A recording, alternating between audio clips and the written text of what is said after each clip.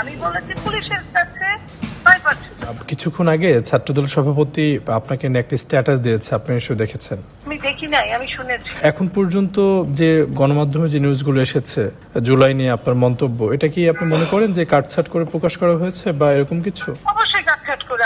আমি কালকে বেশ কয়েকটা টকশো করেছি। আমি জুলাই যোদ্ধাদের পক্ষের মানুষ। আমি নিজে যোদ্ধা। আমি টকশো করেছি, আমি কি যোদ্ধা না? আমি কি বলেছি? আমি বলেছি পুলিশের কাছে 9%। আমি তো আপনার বিপক্ষে কথা বলি না, আপনি পুরাটা শুনেন। আমরা একটা নিউজে দেখছি ব্যাপারটা এরকম যে আপনাকে প্রশ্ন করা হচ্ছে যে তার মানে এটা কি কোনো ডিজাইন ছিল কিনা বা ষড়যন্ত্র ছিল কিনা।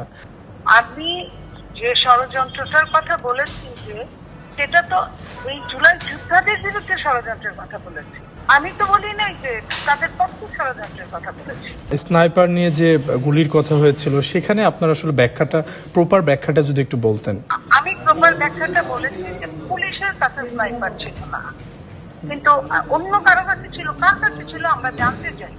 সেটা আর্মির কাছে থাকতে পারে, এর কাছে থাকতে পারে, সেটা জানার জন্যই আমি বলেছি।